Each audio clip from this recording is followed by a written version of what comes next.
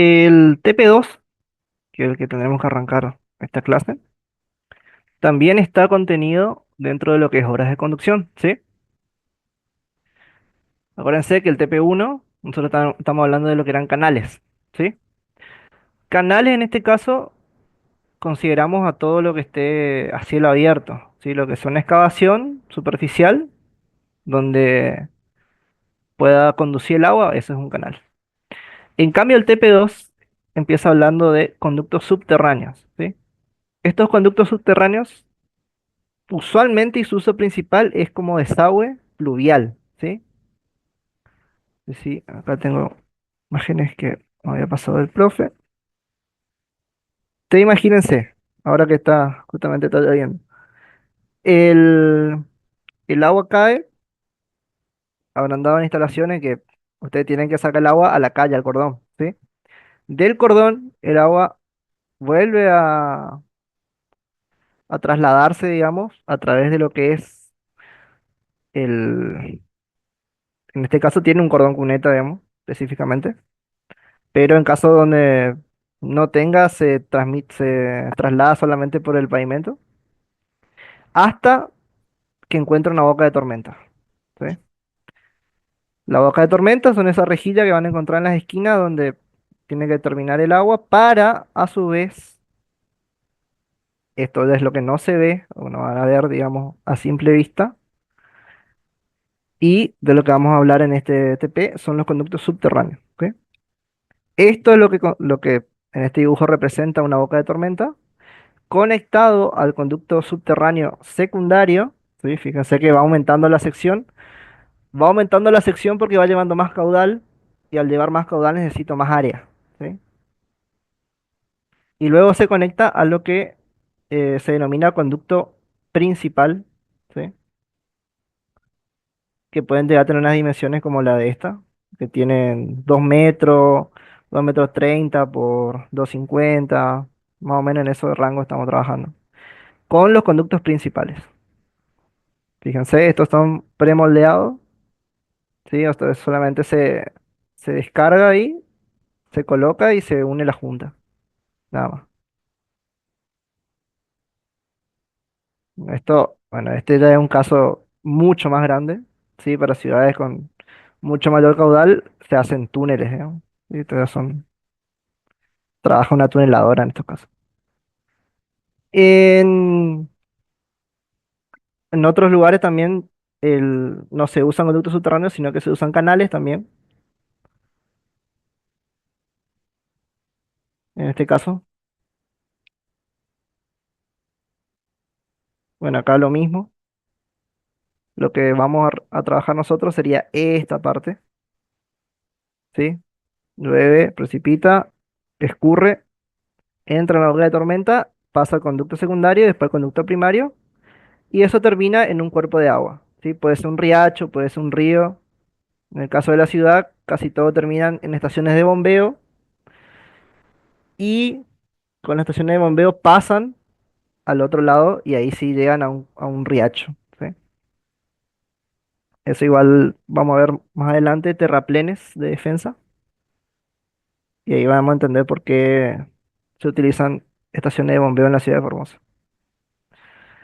Fíjense, en estos casos habla de cordón cuneta, ¿sí? Cunetas triangulares, de distintos tipos.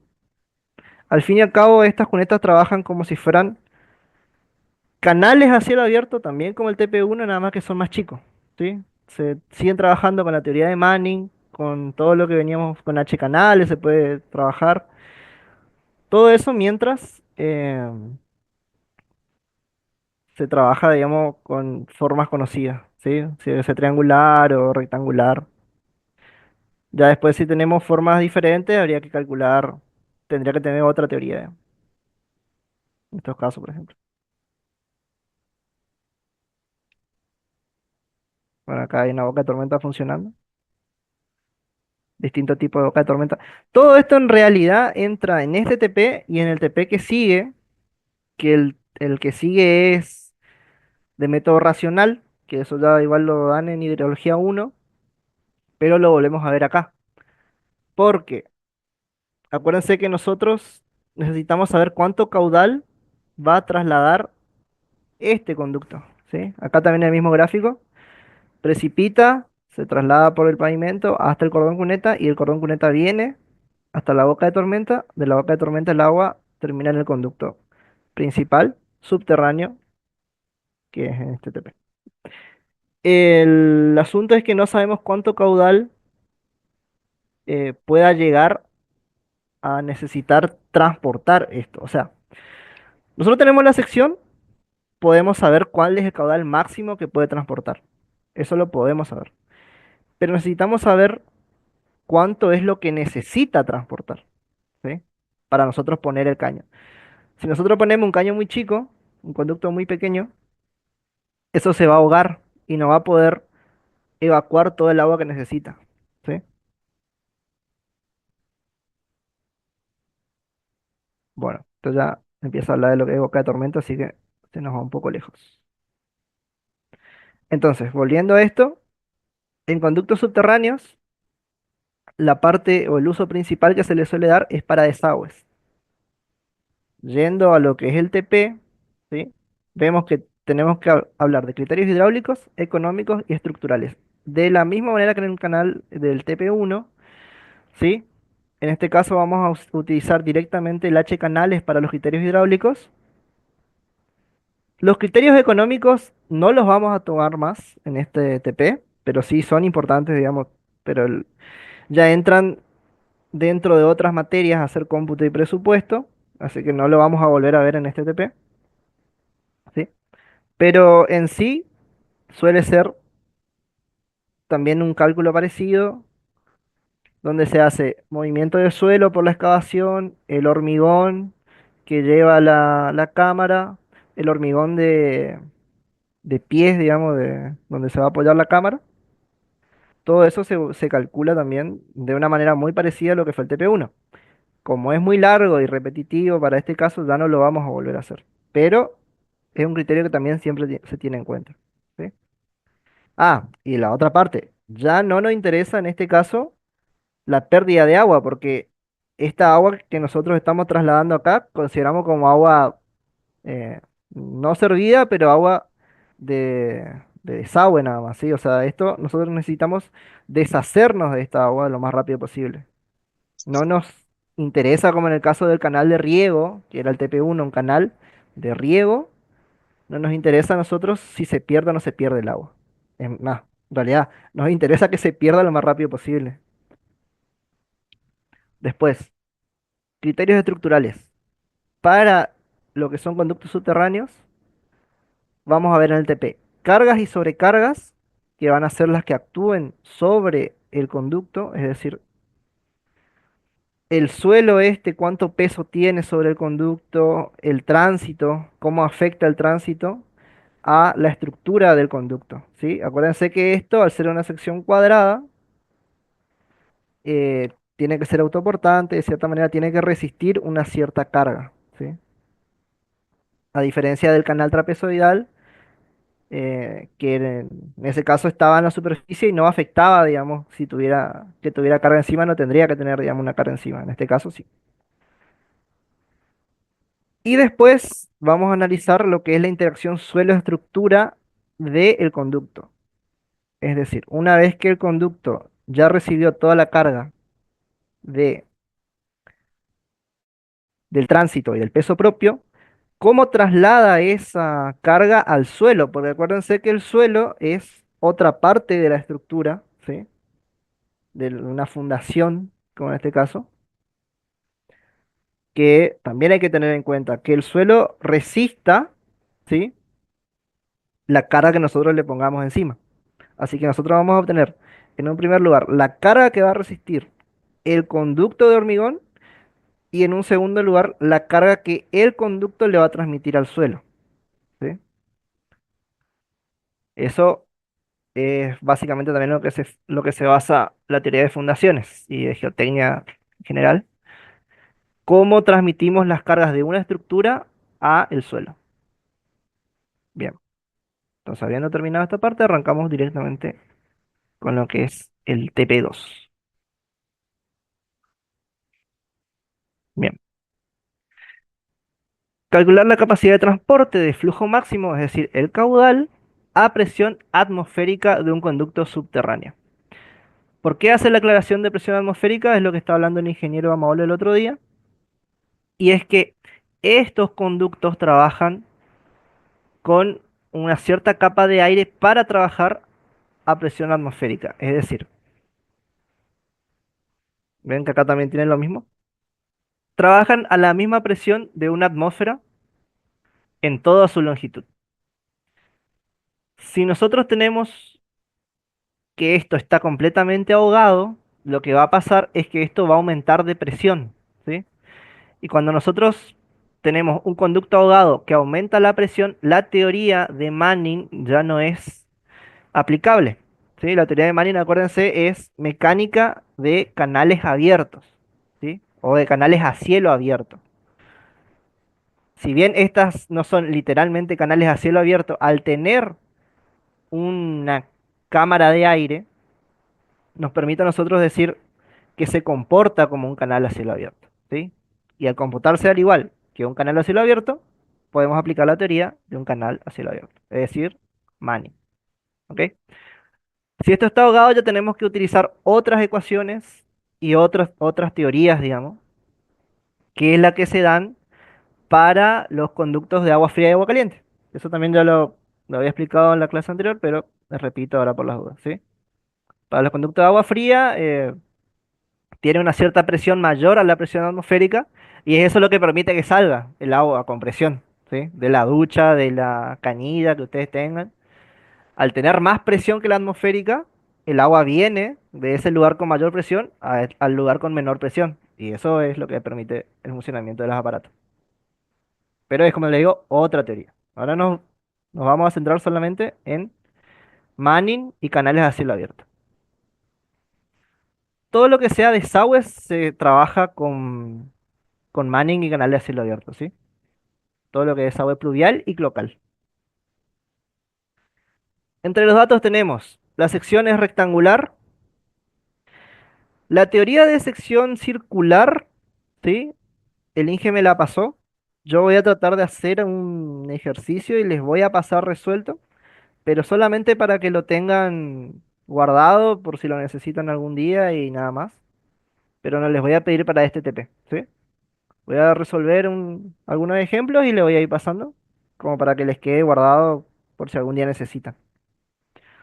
En este caso, el TP se basa solamente en secciones rectangulares con un ancho libre de 3,6.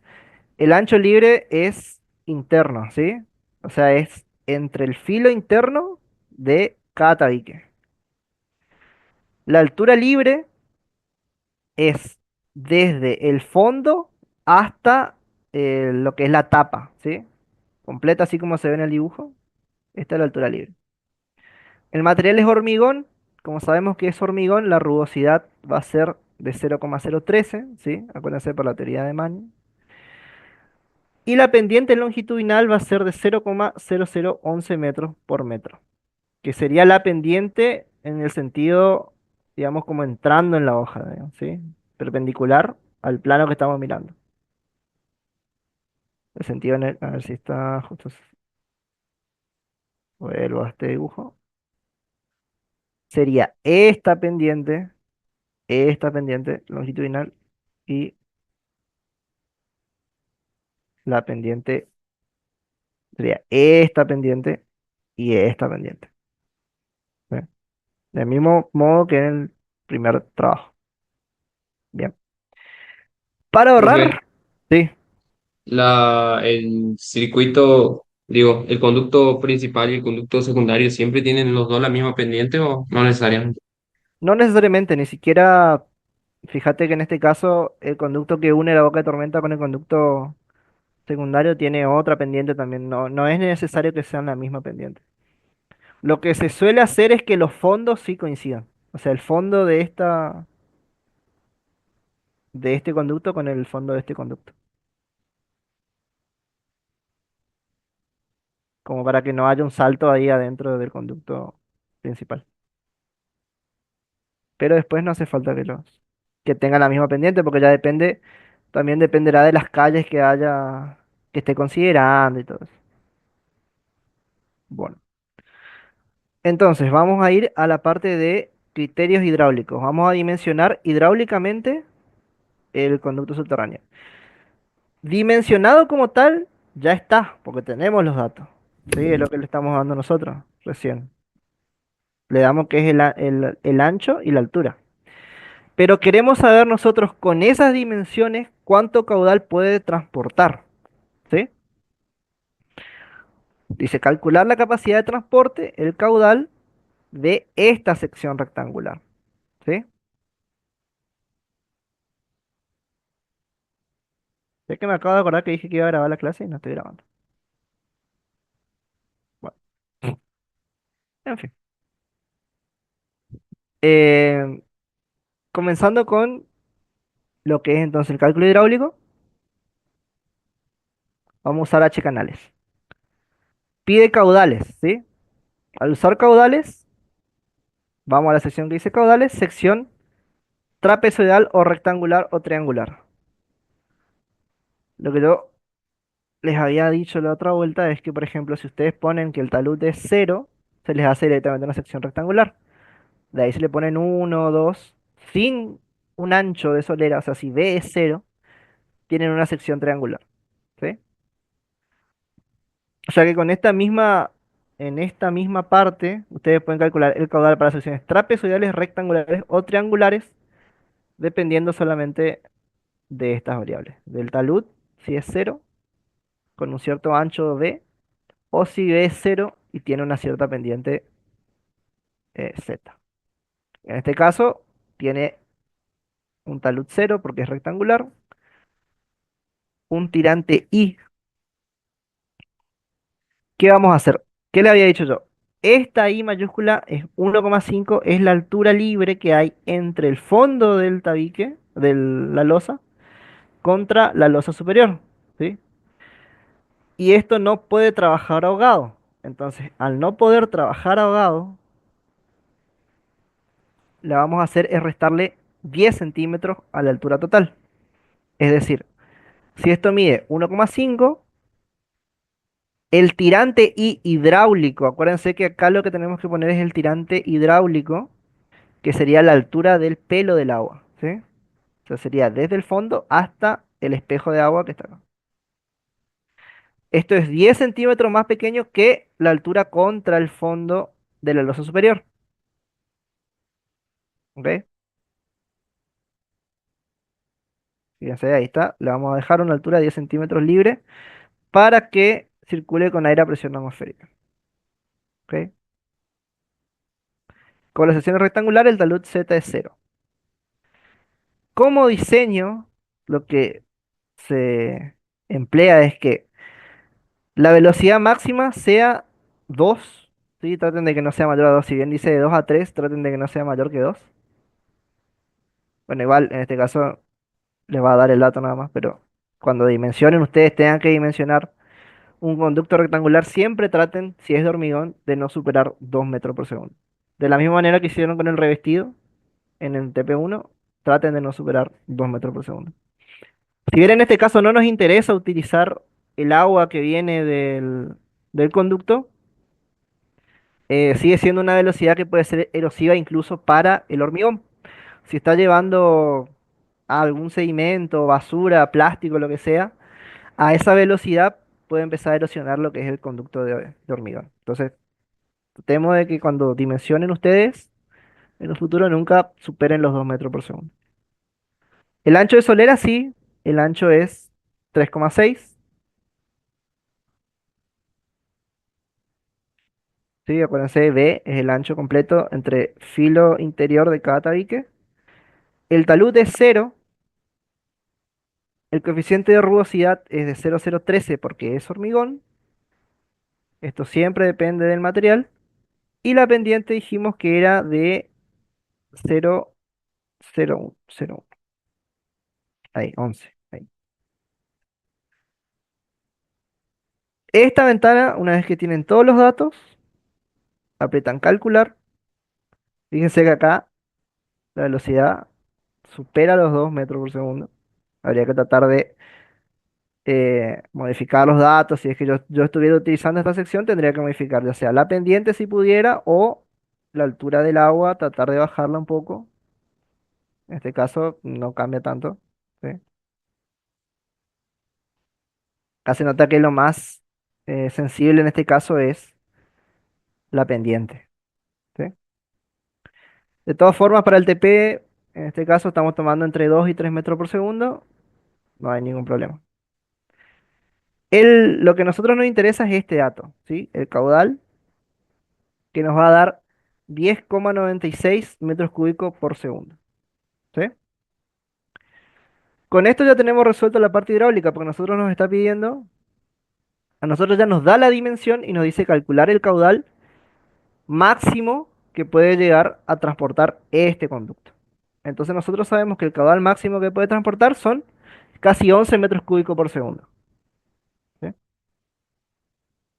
Después vamos a ver en el TP de método racional cómo sabemos qué caudal necesita que transporte esto.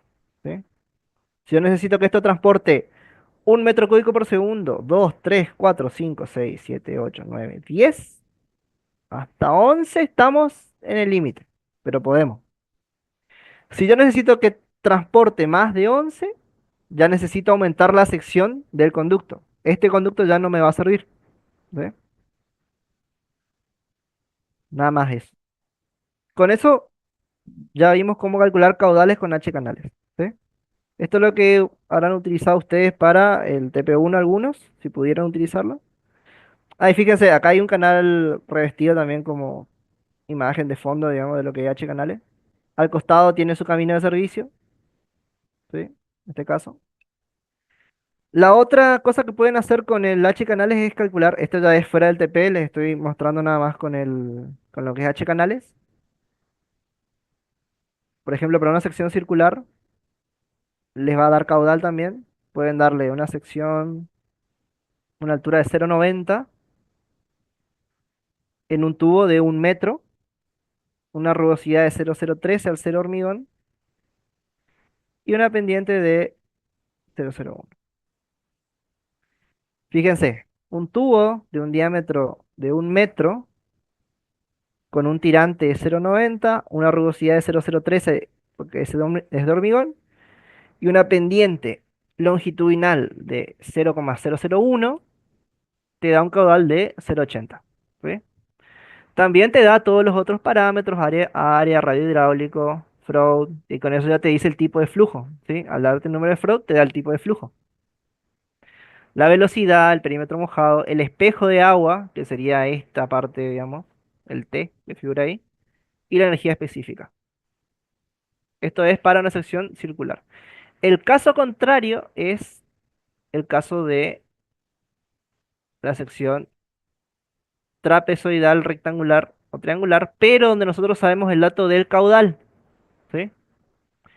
Nosotros sabemos cuánto caudal tiene que transportar, cuánto es el ancho de la solera, vamos a darle 6 metros, un talud de 1 en 1, una rugosidad de 0,013, también hormigón, y una longitudinal de 0,01.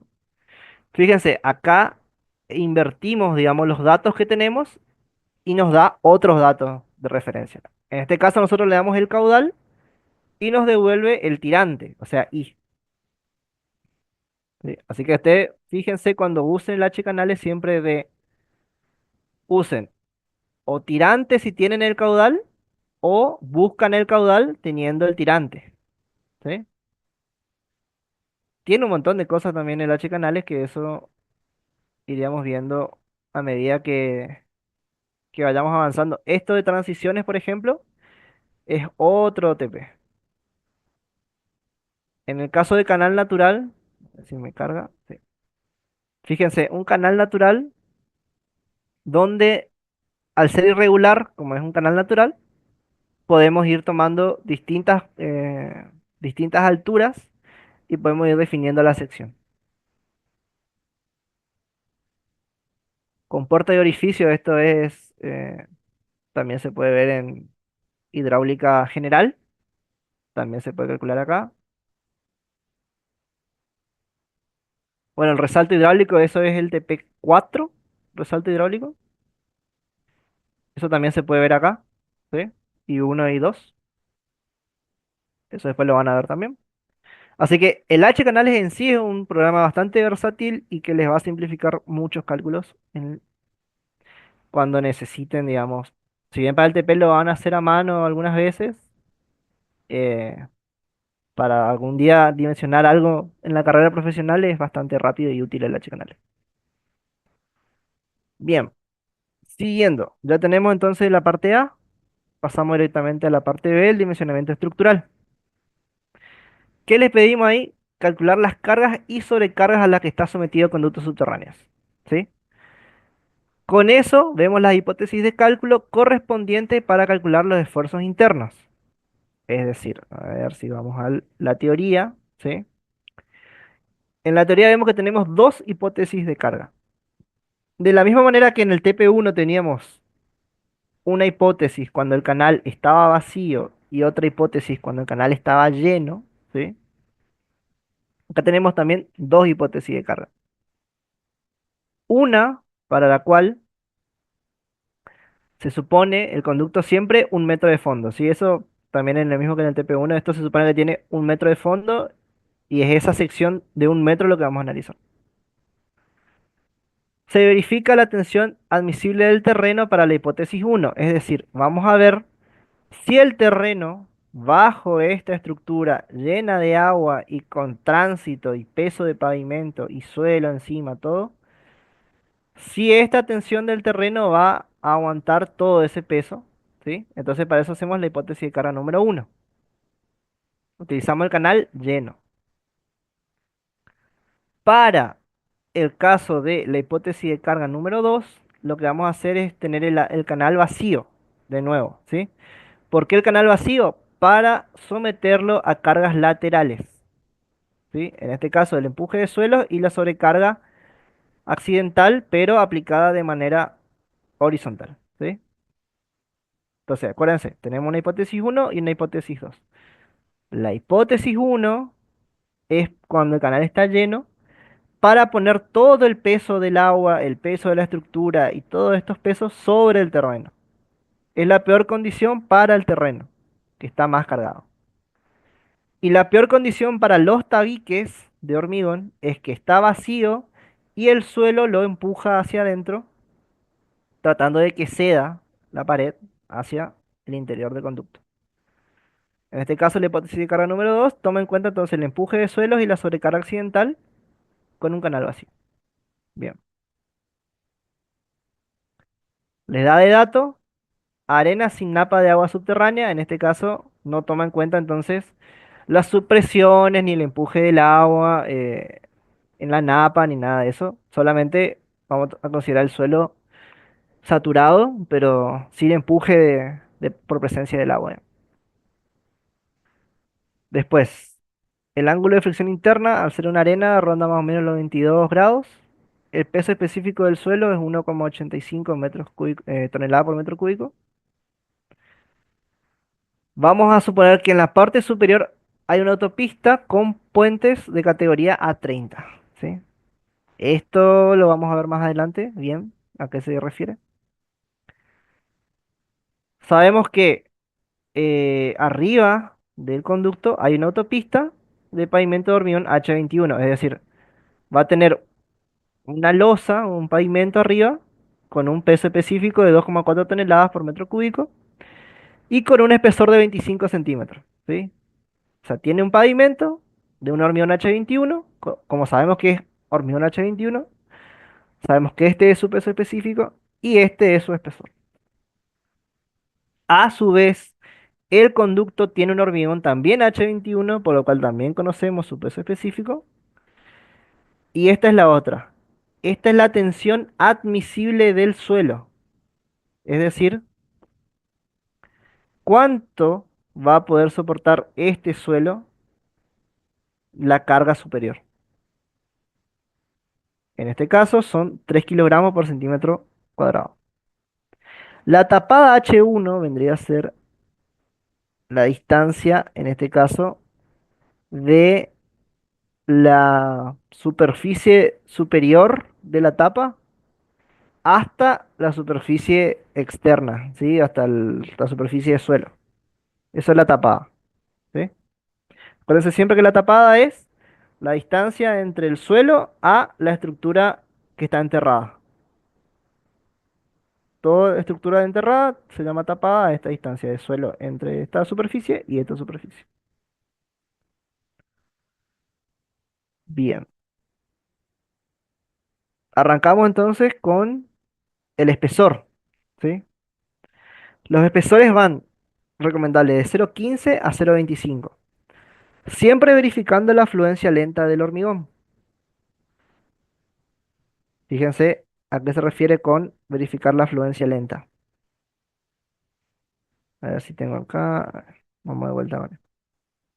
¿Qué pasa con el hormigón? Esto es algo que lo que le voy a explicar le va a servir para todas las materias de estructuras, ¿sí? Ya sea hormigón o metálica, o incluso estabilidad 2 también usa la misma, porque es metálica estabilidad 2, de cierta manera. El- las estructuras tienen que resistir dos condiciones, bien. Una condición es la rotura, ¿sí? Esa es la más simple de todas. Sabemos que el hormigón, en este caso, va a tener que resistir la carga sin romperse, porque si se rompe deja de funcionar. Eso es bastante lógico y directo.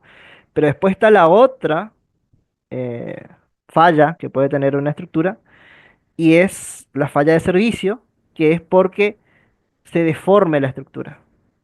No se rompa directamente, pero se deforme, ¿sí? Si ustedes están en un edificio y ven una viga arriba de sus cabezas que no es recta, sino que está panseada hacia abajo, puede ser que no se rompa nunca, pero ya el hecho de que la viga esté panseada hace que la losa que tenga encima y el contrapiso arriba de esa losa se rompan el piso, haya, digamos, un peligro o una especie de peligro constante de que esa estructura vaya a terminar de fallar y romperse. Entonces, no se, no, se busca que la estructura nunca se deforme lo suficiente como para llegar a esa falla de servicio, ¿sí? Eso es lo que termina calculando acá, ¿sí? Hace un espesor de la losa, es igual a una longitud de apoyo, porque esta longitud es base, que sería, en este caso, esta, o sea, el B, ¿sí? Entre pared y pared, más medio espesor de tabique y medio espesor de tabique. Como son dos medios espesores de tabique, te da el mismo espesor. O sea, medio espesor más medio espesor, un espesor. B más el espesor del tabique es la distancia de apoyo de la tapa, ¿sí? Esto considérenlo ustedes como una tapa independiente que se apoya sobre los tabiques como si fueran columnas, ¿sí? Y al apoyarse en el punto medio, se considera como la longitud de apoyo de la tapa o la losa superior. Entonces, si esta es la longitud de apoyo de la losa, ¿por qué está dividido 15? Bueno, eso se da en la norma CIRSOC, ¿sí? Para las losas que están apoyadas en una cierta longitud, su espesor tiene que ser mayor que este valor, la longitud sobre 15, ¿sí? ¿Para qué? Para evitar que se deforme lo suficiente la estructura y pueda pasar de que se pansee. Si tiene un espesor muy chico la losa, se va a pansear. Por eso le estamos dando una cierta altura, un espesor que le da más inercia, ¿sí? El momento de inercia I mayúscula. Bueno, al darle mayor espesor, le da mayor inercia, eso significa que es menos probable que se deforme. Estamos hablando todo en términos de mecánica de materiales, resistencia de material.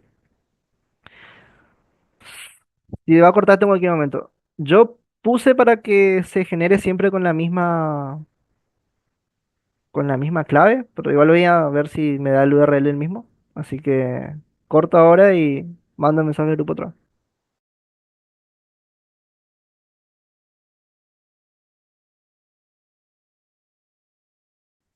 Volviendo a esto, arrancamos entonces con el espesor de la losa y de los tabiques. El espesor de la losa, ya dijimos entonces que es un criterio que nos da la norma CIRSOC 201, que es la de hormigón, para la cual esta estructura, esta losa no se nos va a eh, pansear, básicamente, para usarlo en palabras más simples, sino va a haber fluencia lenta del hormigón.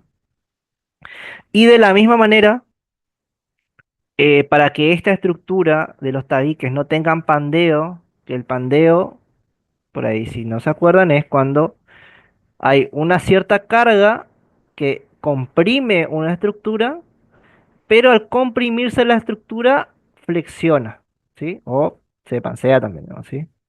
Esta estructura al comprimirse se flexiona y genera pandeo, ¿sí? Eso se llama pandeo, cuando comprimís la estructura y se flexiona. Entonces, para evitar eso, dice que el espesor de los tabiques será entre 0,15 y 0,20. Puede ser más también, eso ya depende también de la armadura, pero ya con estos valores mínimos ya sabemos que no va a ocurrir este pandeo. De la misma manera, con un espesor mínimo, ya sabemos cuánto le podemos poner. Voy a repetir esta parte de que es mínimo, ¿sí? El espesor que saquen con este cálculo es el espesor mínimo. Cualquier espesor que saquen por arriba de ese espesor lo pueden adoptar, ¿sí? No necesariamente tiene que ser este que calculen acá.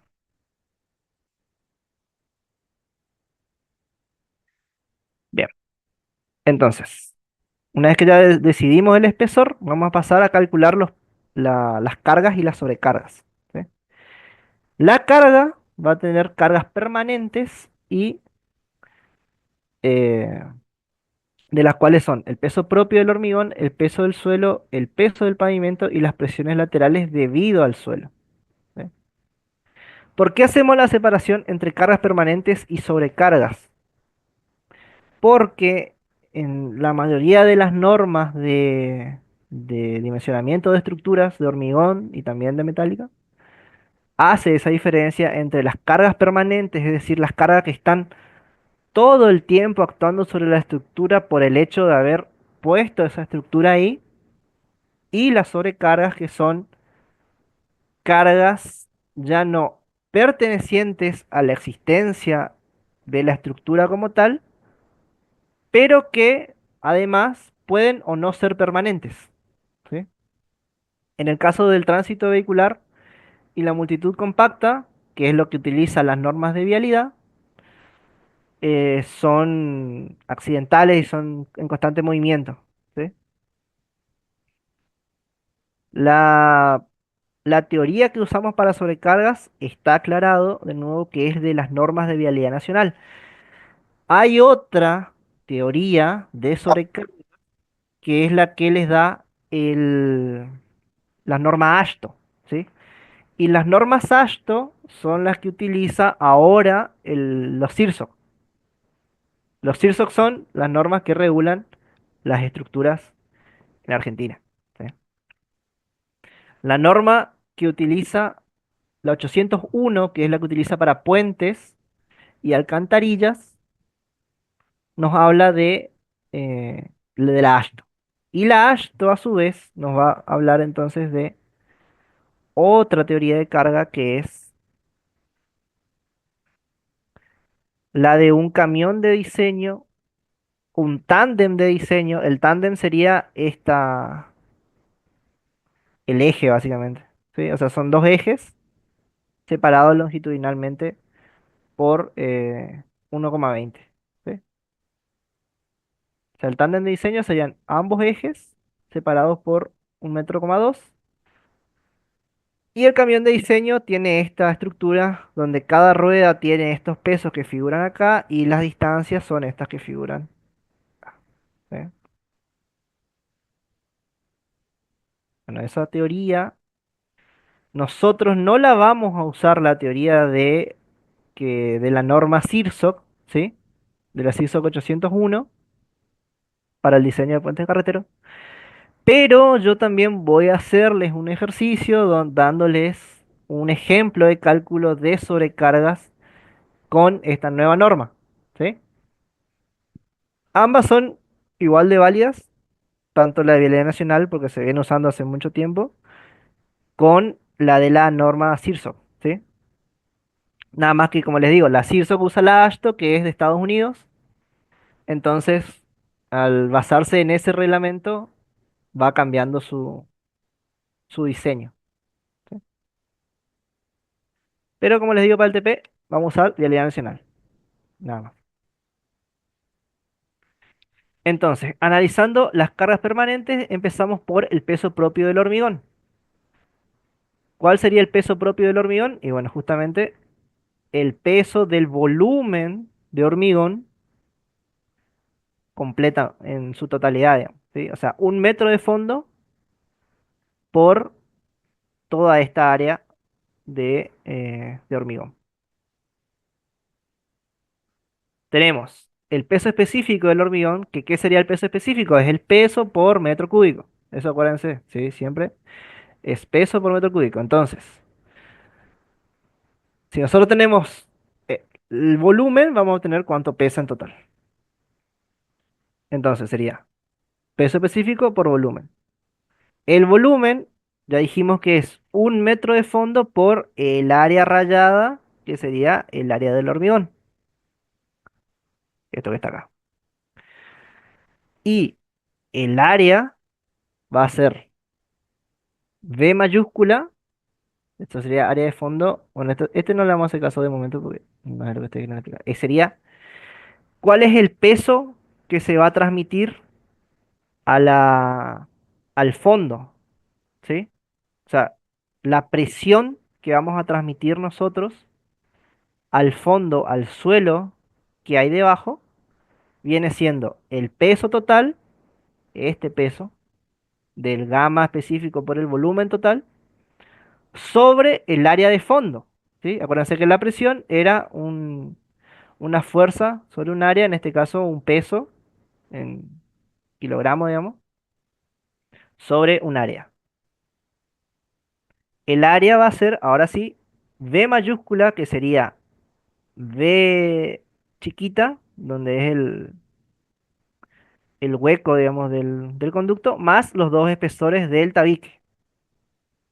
Este sería este ancho por un metro de fondo. Y eso sería el área de acción del peso. Ahora, esta área, para sacar el volumen, a ver si yo tengo directamente acá.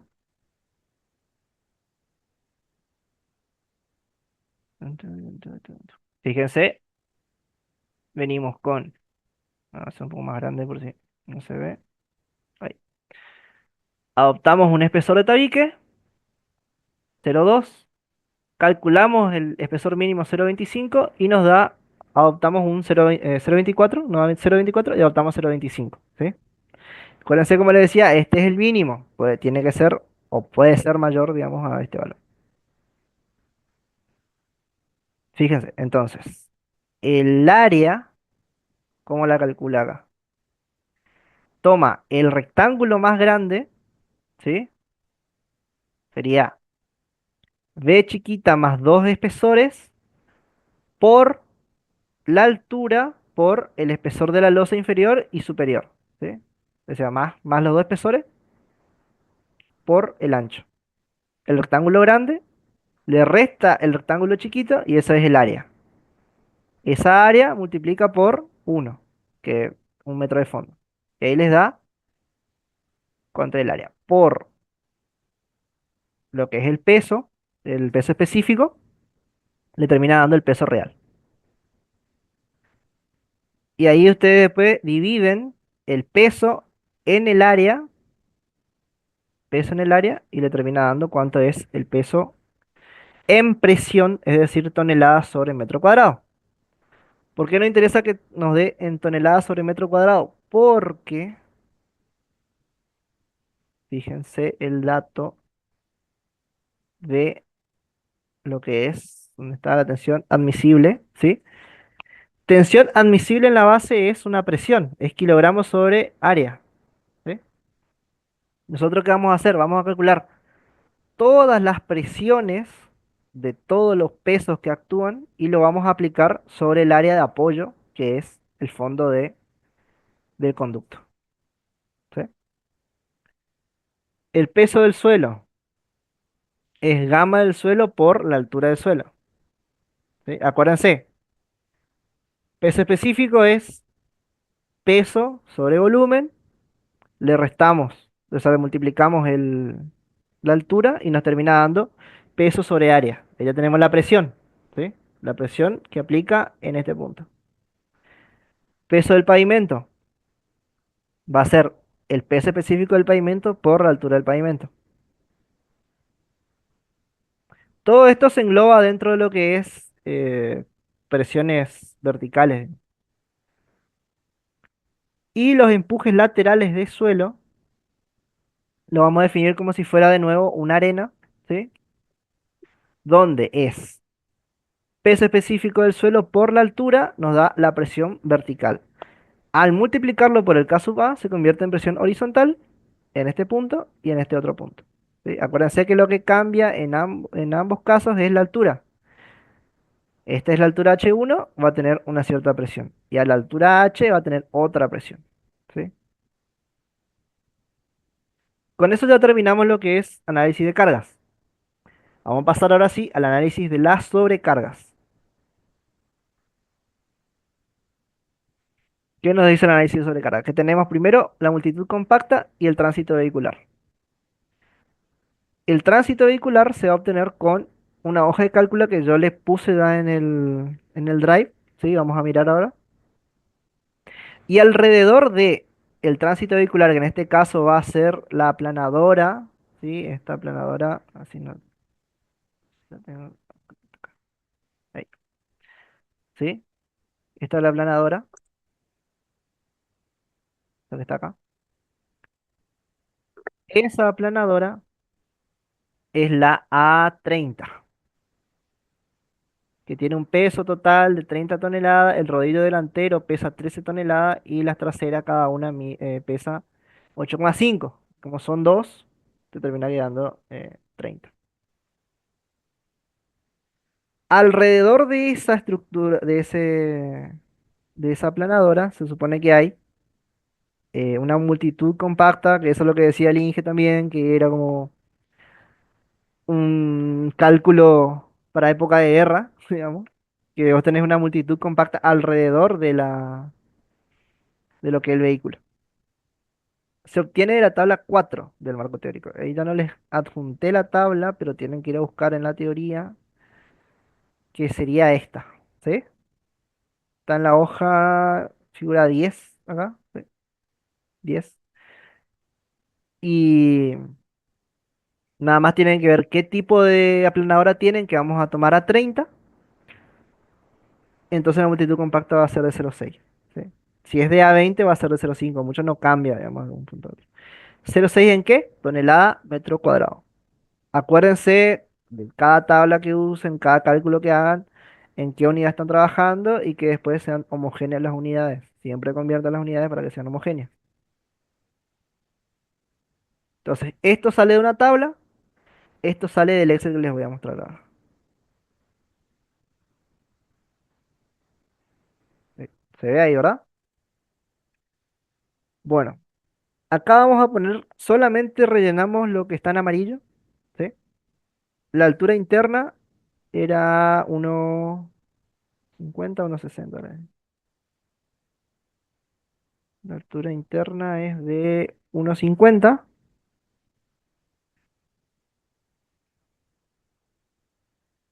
El ancho interno, esto, todo lo que está acá es de la estructura que ustedes calcularon hasta este momento, ¿sí? O sea, le van poniendo el ancho interno, la altura interna y los espesores que hayan adoptado. En este caso, entonces, el ancho es de 3,6. El espesor no le voy a cambiar, ustedes si lo cambian, vayan cambiándolo acá. Y la tapada, en este caso la tapada te da de dato, pero recién en la parte B. La tapada es de 1,90. ¿Sí? Fíjense que la luz de cálculo, L, va a ser el ancho interno, o sea, entre tabique y tabique, más medio espesor de tabique y medio espesor de tabique, o es decir, un espesor de tabique, es lo que llama luz de cálculo o la luz de apoyo de la tapa. ¿Sí? Acá están los coeficientes de impacto. Esto va a depender de la altura de la tapada. Para tapadas mayores a 0,6 el coeficiente de impacto es 1. Para tapadas cada vez menores que 0,6 aumenta el coeficiente de impacto porque toma en cuenta que al ser cargas accidentales hay que mayorarlas. ¿Sí? Hay que mayorar las cargas que obtengamos debido a su acercamiento, lo próximo que están. Digamos. Bueno, con eso que ustedes rellenaron ahí, que tienen acá, se hacen dos cálculos. Uno es movimiento del vehículo paralelo a la luz de la losa, es decir, que el vehículo se traslada, a ver si está en este, el vehículo se trasladaría en este sentido, ¿sí? Paralelo a la distancia que es la luz. Esta es la luz de la losa, la distancia que calculamos recién. Si el vehículo se mueve en esta longitud, tiene este cálculo, ¿sí? Les va a dar estos dos. Este es para el rodillo delantero y esto es para el rodillo trasero, ¿sí? Acá se ve bien igual cómo es el cálculo y cómo lo está haciendo, digamos. Toma un ancho T y lo va haciendo como un trapecio que se va trasladando hasta la altura de la tapada, ¿sí? O sea, baja toda la tapada hasta que llega a la estructura. El trapecio, se hace como un trapecio que va bajando. Lo mismo para el rodillo, tanto delantero como trasero, ¿sí? Y después el otro ejemplo, o sea, el otro cálculo que hay que hacer es cuando el vehículo se mueve de manera perpendicular a la luz de la losa. Es decir, que digamos que entra en el dibujo y sale, digamos, de manera perpendicular al plano este que estamos viendo nosotros. Para ese caso, la carga nos da 0,34 y 0,26. 0,34 para el rodillo delantero y 0,26 para el rodillo trasero. De los cuatro casos vamos a tomar la carga mayor, que en este caso es 0,37, este que está acá. Vamos a ver el coeficiente de impacto. El coeficiente de impacto toma en cuenta lo que había dicho recién. Si la tapada es menor a 0,6, aumenta el coeficiente de impacto. Si es mayor a 0,6 es 1. Como en este caso es 1, directamente nos queda que el coeficiente de tránsito va a ser 0,37. ¿Sí? Ustedes este valor de 0,37 es lo que van a tomar, o sea, en este caso específico, va a depender del espesor de la losa que tenga cada uno, ¿sí? Pero en este caso no les va a cambiar mucho, creo tampoco, pero les va a dar por ahí, 0,37, 0,30 y algo. Ese valor es lo que yo les estoy pidiendo en tránsito vehicular. Lo de la tabla es lo que yo les pido en multitud compacta, 0,6. Y la sobrecarga accidental de tránsito, ustedes tienen que sumar las dos cargas de multitud compacta y de tránsito vehicular y multiplicar por K sub A. ¿Sí? Y lo toman como una sobrecarga, como una carga lateral. El... Acá podrían tomar teoría de Usinex si quieren y tomar presiones distintas y todas esas cosas, pero para simplificar, en este caso, ya directamente vamos a tomar el valor que total, digamos que les da, y ese valor va a ser el que vamos a aplicar. ¿Sí? Porque en la realidad Esto se supone que por el bulbo de presiones estos valores van a ser distintos y va a tener otro valor como el que usaron en el TP1. Pero en este caso ya le simplificamos, usen la sobrecarga total, multipliquen por K sub A y ese valor lo aplican de manera uniforme para toda la estructura. Y como dice acá, el práctico se considera resuelto con la obtención de cargas y sobrecargas. Ya no le vamos a pedir en este caso el que hagan el MQN, ¿sí? Si ustedes tuvieran que dimensionar esto en la realidad, ustedes arrancan con las cargas, llegan al MQN y con el MQN recién pueden definir la armadura que va a tener su estructura de hormigón, ¿sí? Como este hormigón armado, ahí lo van a necesitar. Y el C, porque hasta acá que hicimos calculamos todo lo que es carga para la hipótesis 2. En realidad está, digamos que al revés de lo que... fíjense acá,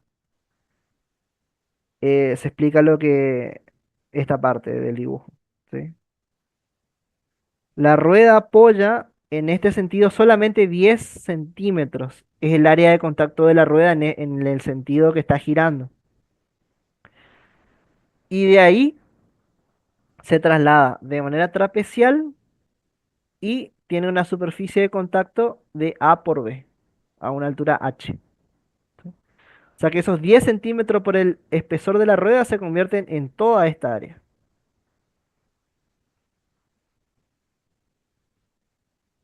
De la misma manera, en realidad, lo que es la rueda del Ashto, ¿sí? Porque eso que vimos hasta ahora dijimos, vialidad nacional. Esto es Ashto. Lo que es Ashto toma en cuenta el área de contacto de la rueda 25 centímetros por 50, que es el ancho de la rueda, ¿sí? En este caso, en el dibujo no se nota, pero es como que el camión o el tándem están circulando de derecha a izquierda o de izquierda a derecha, en este sentido, ¿sí? Este es el área de contacto de la rueda. Y si ambas áreas de contacto se superponen, tomamos el área total, ¿sí? Le voy a explicar esto rapidito igual para que lo tenga nada más, pero insisto que no es parte del TP para entregar, ¿sí? A lo que nosotros nos da la norma de la ASHTO, que no lo estoy encontrando directamente acá, es que tenemos dos casos. Cuando la profundidad del relleno es menor a 0,60, ¿sí? Se calcula la sobrecarga del camión y del tándem de una manera. Esa manera es como si fuera un puente, ¿sí?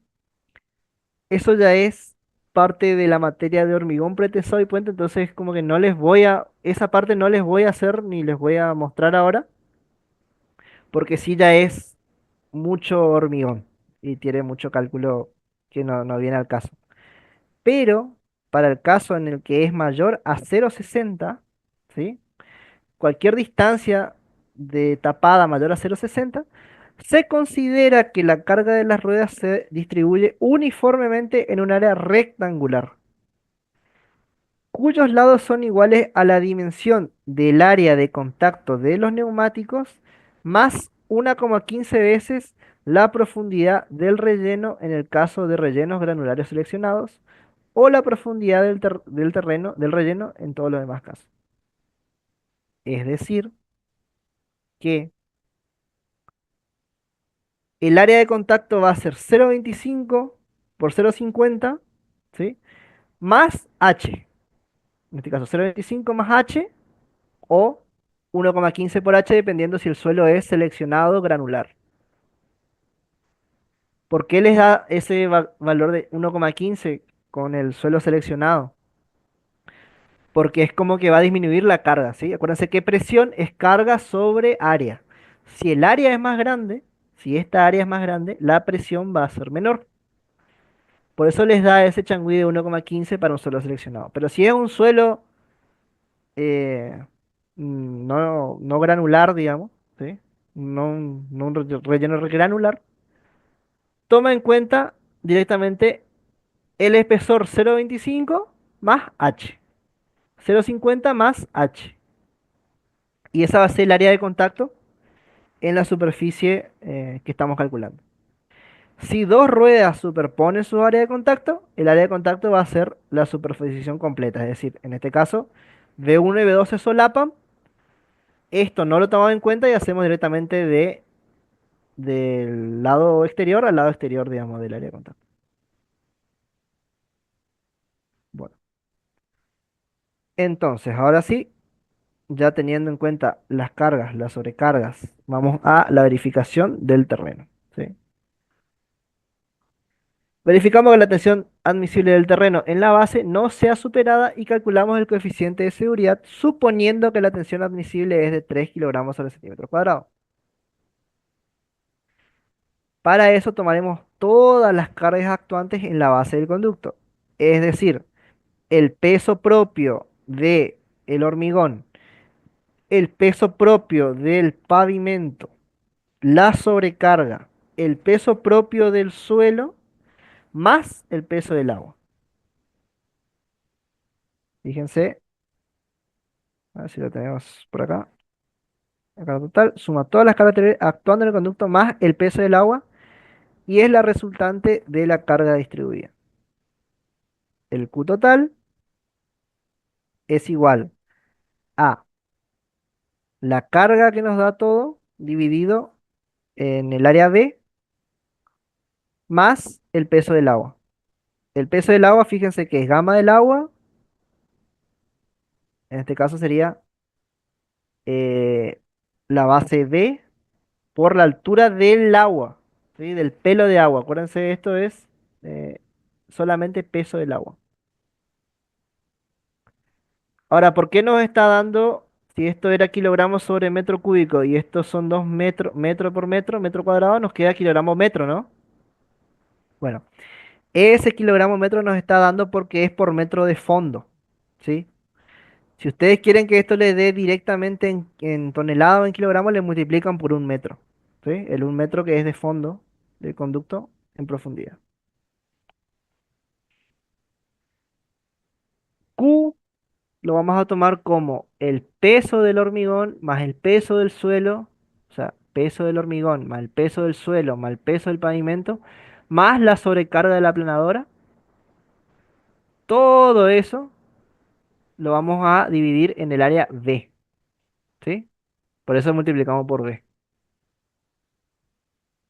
O sea, este peso es una superficie, es una presión, digamos, sobre una superficie. Vamos a multiplicar por B, que es el ancho de la estructura completo. Acuérdense que es el ancho del filo exterior al filo exterior. Y eso nos va a dar la parte de la carga de la estructura que viene arriba. ¿Sí? Esto es lo que vienen sacando en el B. ¿Sí? Esto agarran y lo suman todo y lo multiplican por B.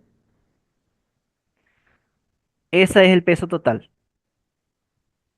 El peso total dividido el área de apoyo, que en este caso es B por un metro. ¿Sí? Y ahí le termina quedando cuánto es la tensión que va a tener la estructura sobre el suelo. ¿Sí? O sea, esto que está acá es la presión que va a tener toda esta estructura apoyada en el ancho B. Para ver el coeficiente de seguridad, ustedes se van a fijar qué tan mayor es el admisible sobre la tensión que ustedes tienen. ¿Sí? Ahí van a calcular cuánto es su coeficiente de seguridad. Tendría que ser 1,5 o 2 más o menos. Si están del lado de, están seguros, digamos. ¿Sí? Así que con eso tienen el coeficiente de seguridad y ya tienen el TP2 completo. No sé si hay alguna duda al respecto del TP1, del TP2, digo.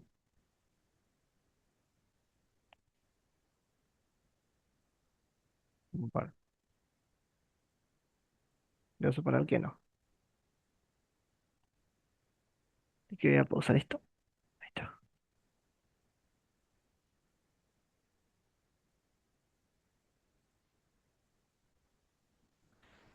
Acuérdense, lo que es el Excel de cargas les puse ya En el Drive está la guía y está el marco teórico. ¿Sí? Y que Sí. la parte D del TP1 será que podemos repasar un ratito, porque creo Dale. que todos estamos medio en eso. Bueno, y es más o menos lo mismo que vimos ahora recién, digamos, así que vamos a repasar también. Porque es la parte de cargas, básicamente. ¿Alguna duda en particular o arranco así de explicar de vuelta, no? No sé, yo la primera parte bien, pero no sé los otros por ahí. Sería bueno que hables, pues, si Bueno, alguno tiene una duda. ahí pongo para compartir y vemos de vuelta. Supongo que la de trapezoidal no hay problema, ¿no? Eso de dividir en una cierta distancia y dibujar el tema es la parte del rectangular, supongo.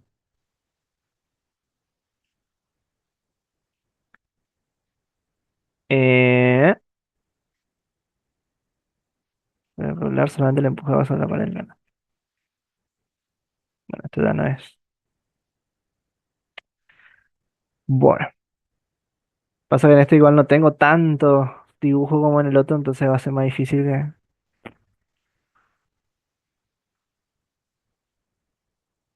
Ustedes tienen que resolver dos eh, estados de carga. Uno es con el canal lleno y el otro es con el canal vacío. Si ustedes consideran que el canal está lleno, a ver si está el dibujo en la teoría, creo que está.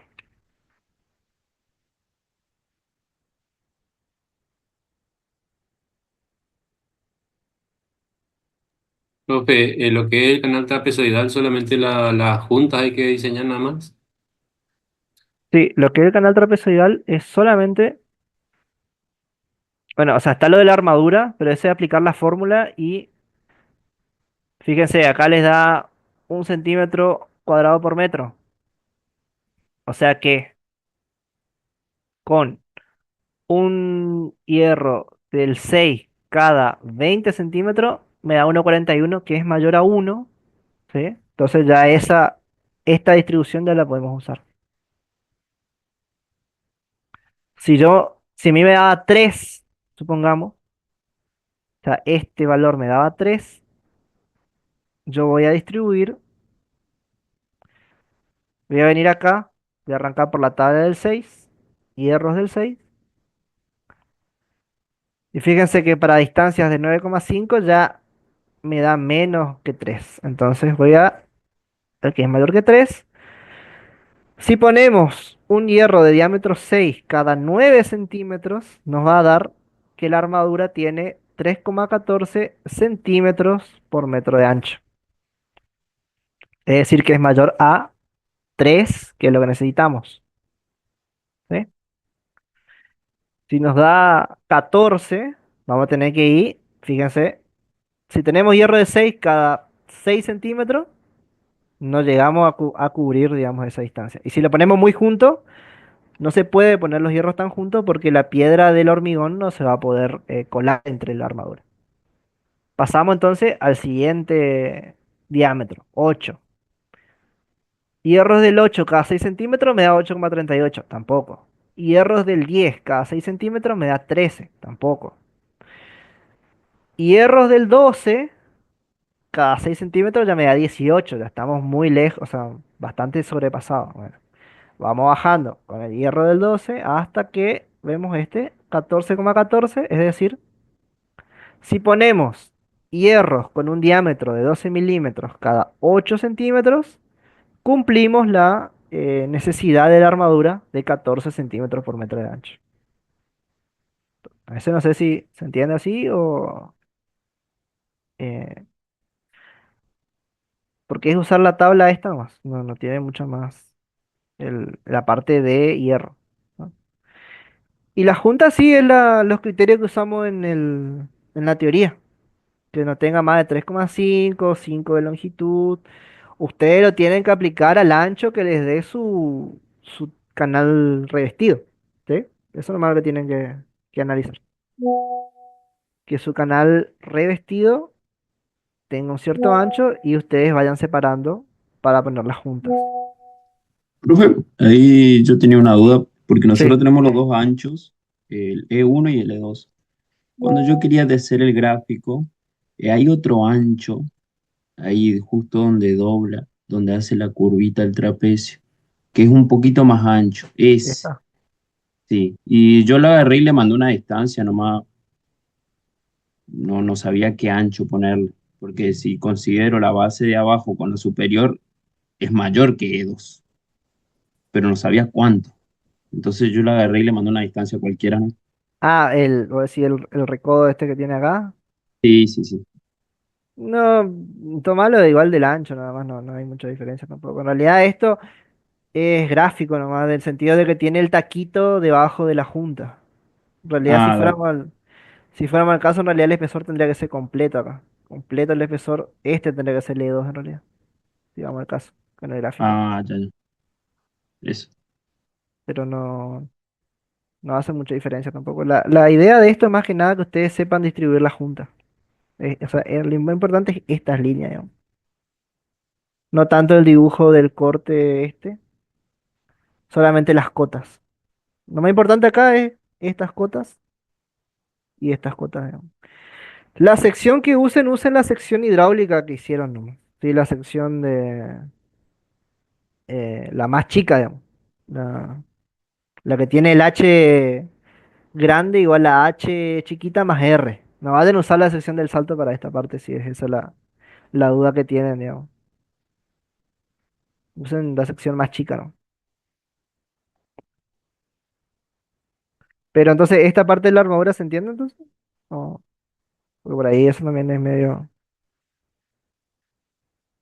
Sí o sí les va a dar en esta zona igual. Más o menos por acá. Hierro del 6 cada 20 cada 19,5. Tiene mucho más. Tienen que tomar el valor mayor de, de la columna, digamos, que le corresponde. O sea, le da uno, buscan el que es inmediatamente mayor a uno.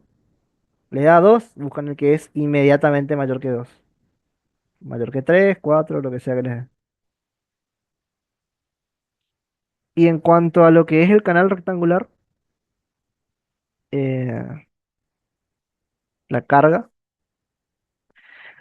el canal lleno se toma solamente el empuje del agua sobre la pared del canal. O sea que sería este empuje lo que tienen que calcular.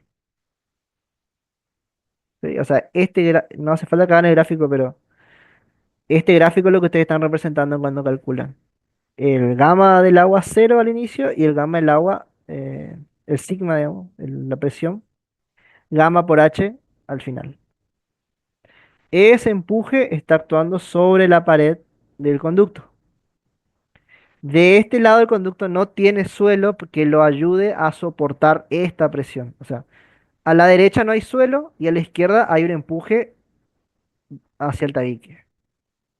Entonces, la peor condición para el tabique es que esté sin suelo al costado que lo ayude a resistir el empuje cuando está lleno hacia afuera. ¿Sí? Esa es la condición uno. Y la condición 2 es que el canal esté vacío. Si el canal está vacío, va a pasar el efecto contrario. El suelo va a empujar el tabique hacia adentro y el agua no va a estar ahí para contrarrestar el efecto del empuje de afuera hacia adentro. ¿Sí? Esas son dos condiciones distintas.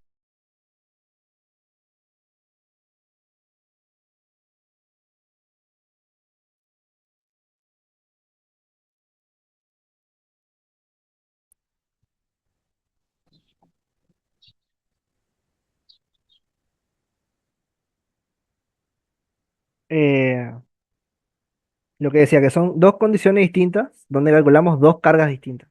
En un caso es el agua y en el otro el empuje del suelo. Además del suelo, tenemos que ver la sobrecarga, que es este valor que está acá, este valor pico que tiene así. La sobrecarga la hacemos con Businesc. Ahí yo les voy a mostrar el de sobrecarga de Businesc. Ustedes lo que tienen que hacer es darle el valor de Businesc El peso es dato ya para ustedes. El X también es dato, que sería 0,45.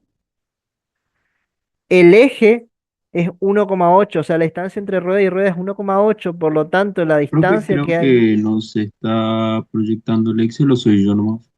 No, capaz que estoy... No,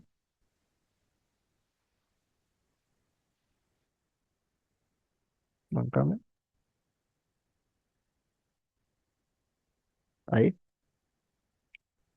Capaz que Ahí puse está, ahora sí. compartir Sí, sí. ventana y no con pantalla. Bueno, la que tengo que poner esto de otra cosa.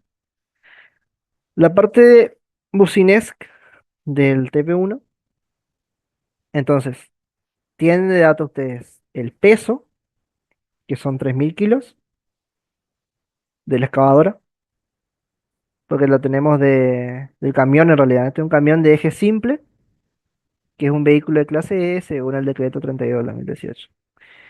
Este vehículo tiene un peso de 3.000 kilos, 3 toneladas. Esto es dato, también le damos la distancia de 0,45 con respecto a la pared del canal. Como la distancia entre rueda y rueda es 1,8, la distancia total es 2,25, o sea, la distancia de la pared a la segunda rueda es 2,25. ¿Y qué es I? Acuérdense que Usinex trabaja en el espacio. Y acá nosotros tenemos un plano, es decir, uno de los tres ejes va a ser cero, porque estamos trabajando un plano. En este caso es I. I va a tener un valor cero y Z lo vamos a ir tomando en tramos, ¿sí? Lo tomamos en 0,05 por poner un valor, podemos tomar 0,1, 0,2, 0,3, si lo que le tomamos acá 0,10. Si no lo tomás cada 25 centímetros, 0,25, 0,5, 0,75. Eso va a depender en función de cuánta altura tenga tu canal y qué tanto quieras, digamos, a ver cuánto tenía en este caso el canal rectangular, así ya lo ponemos de ejemplo. Tiene una altura de 2,2, ¿sí? Como tiene una altura de 2,2, por ahí nos conviene tomarlo cada 20. 0,2, 0,4, 0,6. Este valor que nos da a nosotros la rueda uno y la rueda 2 lo tenemos que sumar, es decir, la presión que va a tener la sobrecarga a una altura de 0,60 es 926,41 más 76,33. O sea, 1.002 kilos por metro cuadrado. Y ese valor lo dibujamos como a escala, digamos, sería el valor de la sobrecarga en este punto. Y eso se hace punto por punto hasta que terminamos en la altura de 2,2. Y ahí tenemos que vale 55,26. Se en 2, 1,8. Ya no nos interesa a partir de 2,4, o sea, de 2,2 para adelante, porque ya es debajo del canal y ese empuje ya no nos afecta, ¿sí?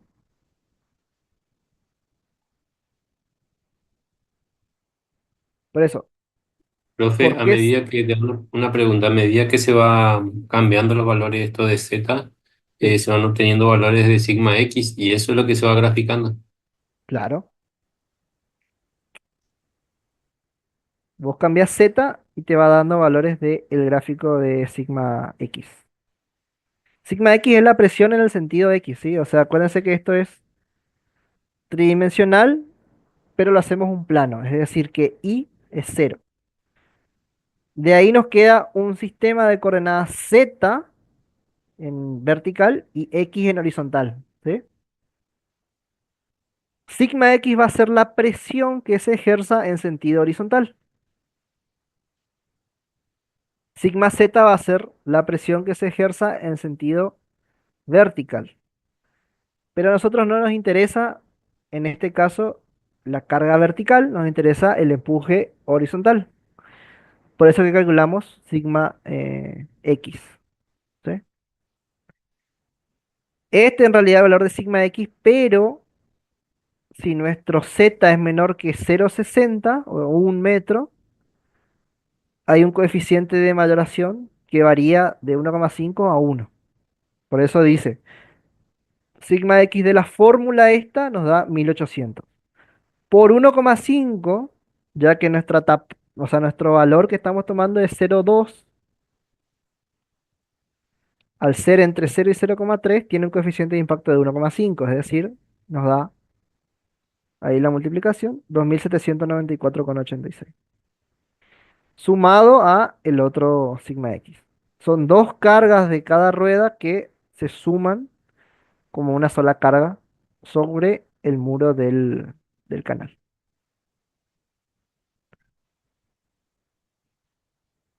Lo único que tienen que cambiar en realidad es básicamente no sé si cambia el mu, no me acuerdo si les cambié el mu.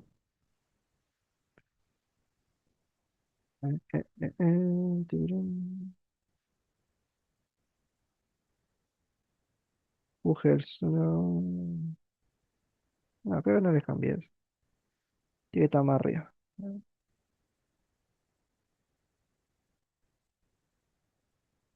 No, pero mu era en función del suelo. Y eso lo decía acá. ¿Dónde está el touch?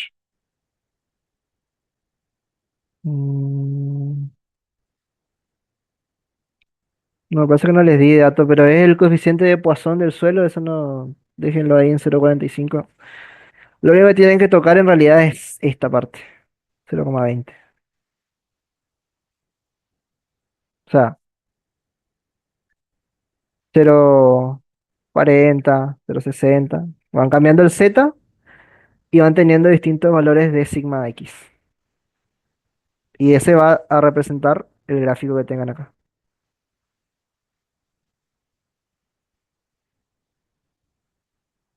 De la teoría.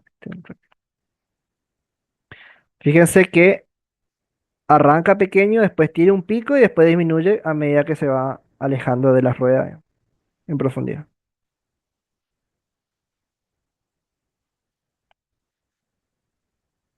Y bueno, después si pueden y tienen ganas que hagan el MQN, pero eso ya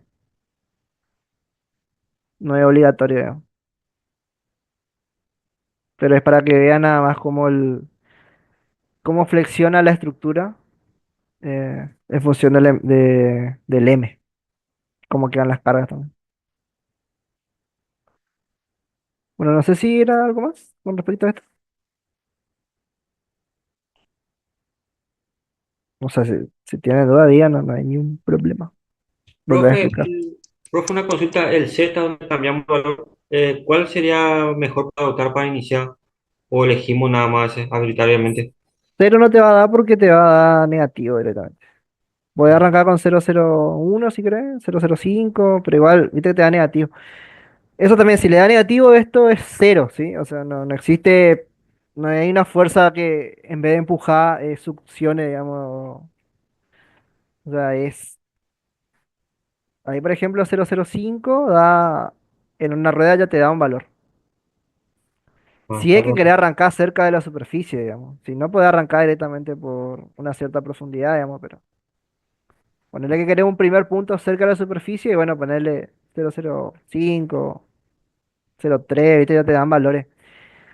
Si te da negativo, si uno te da positivo y el otro negativo, este es cero. O sea, siempre que sea negativo es cero. ¿Sí? Si dan los dos negativos, este es cero y este es cero. Si uno es positivo, este da valor y este es cero. Está O sea que bueno. sería este más cero.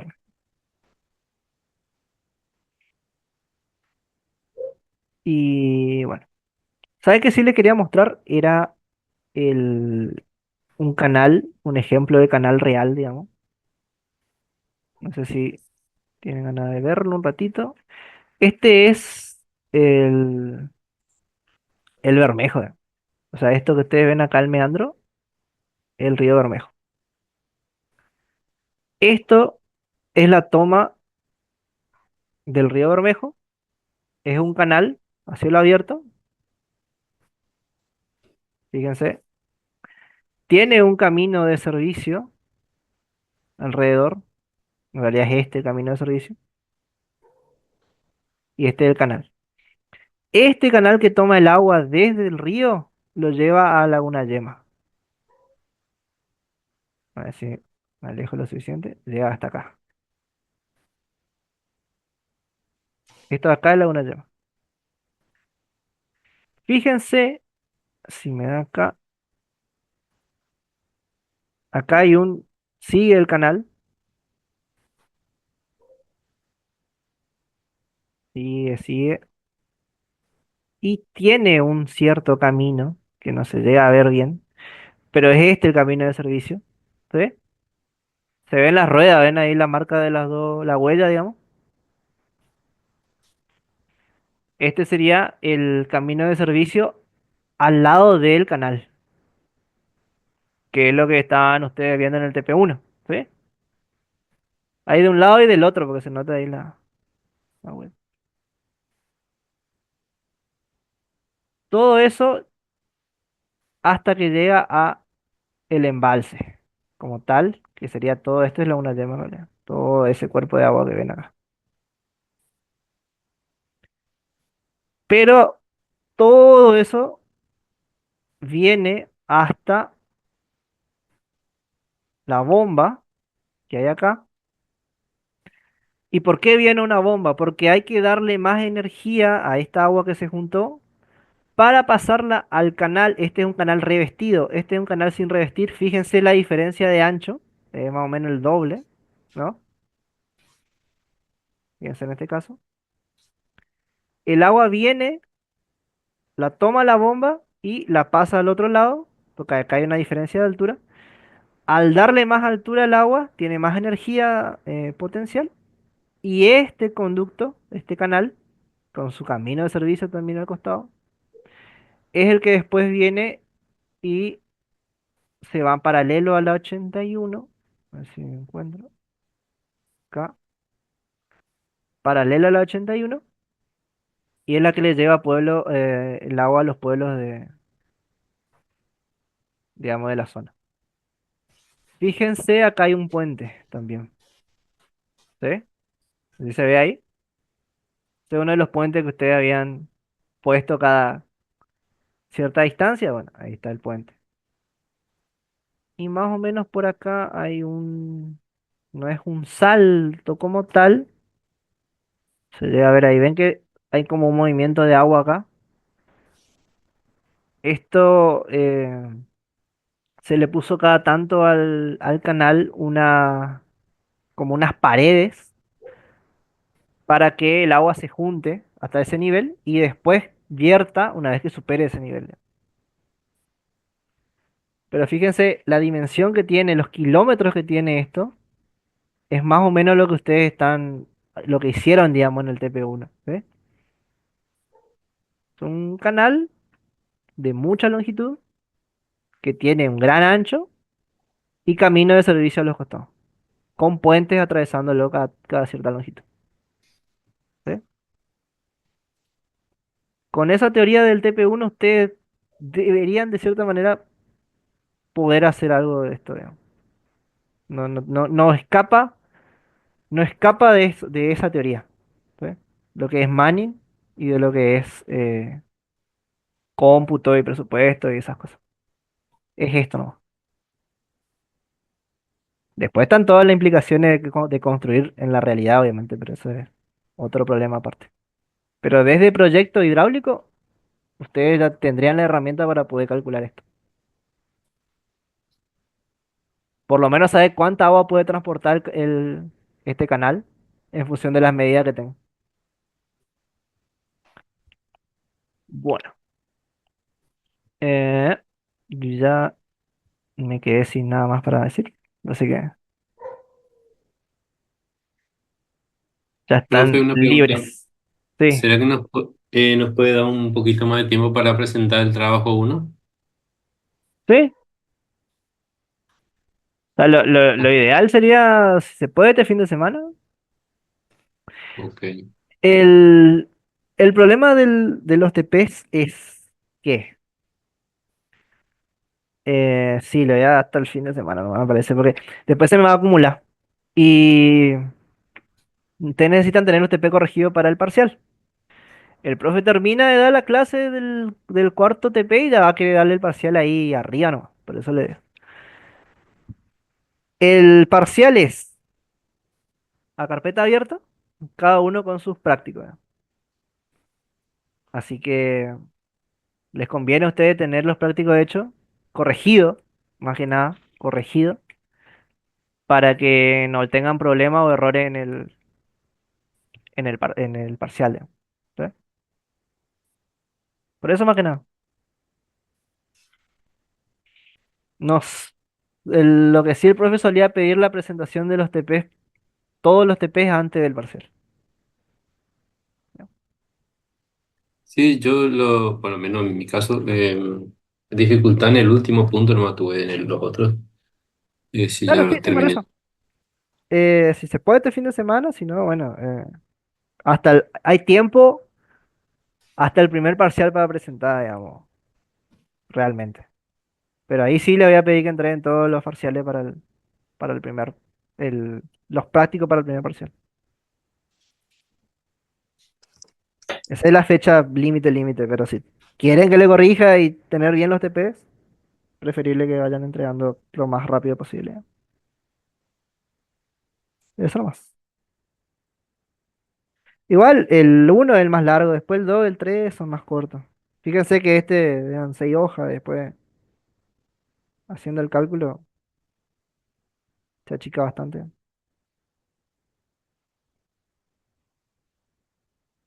Pero bueno.